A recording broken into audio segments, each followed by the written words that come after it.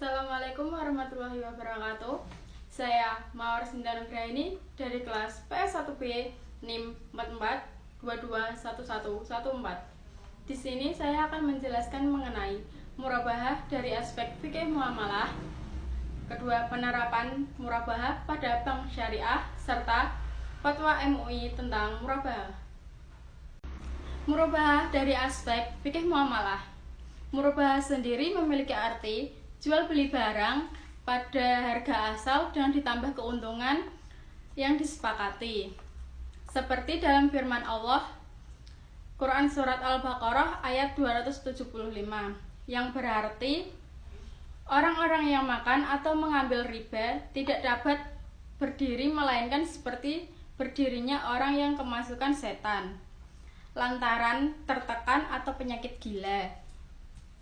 Keadaan mereka yang demikian itu adalah disebabkan mereka berkata atau berpendapat, sesungguhnya jual beli itu sama dengan riba.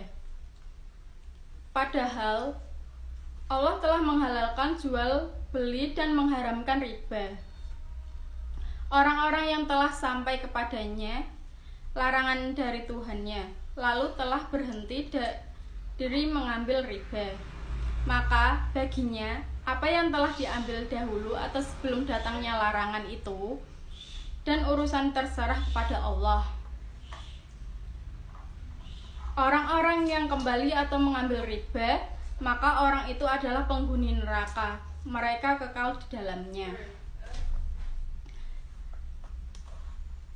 Allah Subhanahu wa Ta'ala juga berfirman dalam Quran Surat An-Nisa ayat 29 yang memiliki arti, hai orang-orang yang beriman, janganlah kamu saling memakan harta sesamamu dengan jalan yang batil, kecuali dengan jalan yang berniagaan, yang berlaku dengan suka sama suka di antara kamu. Dan janganlah kamu membunuh dirimu. Sesungguhnya Allah adalah Maha penyayangimu kepadamu. Murabahah bisa dikatakan jual beli yang sah apabila memenuhi rukun dan syarat. Rukun murabahah sendiri ada 5. Yang pertama ada penjual, pembeli, objek jual beli, harga, serta ijab kabul. Syarat syah murabahah. Syarat syah murabahah yang pertama, penjual memberitahu harga pokok kepada calon pembeli. Yang kedua, akad pertama harus sah sesuai dengan rukun yang ditetapkan. Yang ketiga, akad harus bebas dari riba. Yang keempat, penjual harus menjelaskan kepada pembeli bila terjadi cacat atas barang sesudah pembelian. Yang kelima, harus menyampaikan semua hal yang berkaitan dengan pembelian, misalnya pembelian dilakukan secara hutang. Contoh penerapan murabahah yang sederhana antara penjual dengan pembeli. Contohnya, seperti si A akan menjual sepeda motor ke B. Si A memberikan harga seharga 12 juta motor tersebut. Harga tersebut antara modal 10 juta dan margin 2 juta.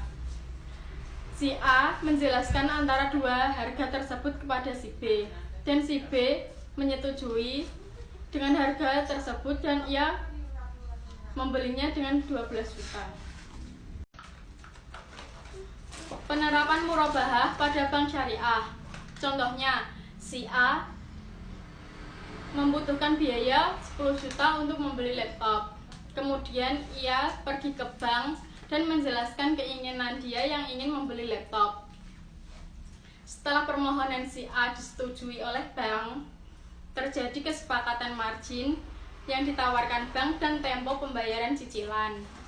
Maka si A diserahkan uang oleh si bank untuk membelikan laptop yang ia butuhkan. Dan setelah mendapatkan laptop tersebut, si A harus memberikan laptop tersebut ke bank, dan bank tersebut menjual kembali si A ke si A dengan cara cicil beserta margin yang sudah ditetapkan. Jadi, bank syariah membeli barang dan menjual kembali ke nasabah dengan mengambil margin keuntungan. Pihak bank mengambil keuntungan dengan jangka tempo 30 hari, 60 hari, atau 90 hari, atau juga bisa dengan tempo yang sudah kesepakatan antara bank dengan nasabah. Mengenai fatwa tentang murabahah, sampai dengan saat ini Dewan Syariah Nasional MUI telah mengeluarkan 140 fatwa. Di antaranya 10 fatwa mengenai murabahah.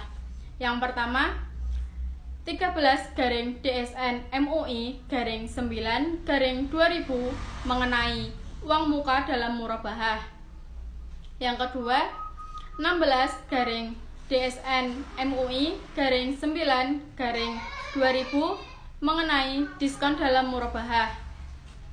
Yang ketiga, 23/DSN MUI /3/2000 mengenai potong pelunasan dan murabahah. Yang keempat, 46/DSN MUI /3/2005 mengenai potongan tagihan murabahah atau khasfi al-mubarah. Yang kelima, 47/DSN MUI /3/2005 mengenai penyelesaian piutang murabahah bagi nasabah tidak mampu membayar. Yang keenam, 48/DSN MUI /3/2005 mengenai penjadwalan kembali tagihan murabahah. Yang ketujuh, 49/DSN MUI /2/2005 mengenai konversi akad murabahah. Yang kedelapan, 84/DSN MUI /12/2012 mengenai metode pengakuan keuntungan tamwil bi'alwarabahah atau pembiayaan murabahah di lembaga keuangan syariah. Yang kesembilan, 90/DSN MUI /12/2013 mengenai pengalihan pembiayaan murabahah antara lembaga keuangan syariah. Yang ke-10, 111/DSN MUI /9/2017 mengenai akad jual beli murabahah. Sekian penjelasan mengenai murabahah dari saya. Bila ada kata atau tutur kata yang salah atau penjelasan yang kurang jelas, saya mohon maaf dan saya akan koreksi kembali. Sekian, wassalamualaikum warahmatullahi wabarakatuh.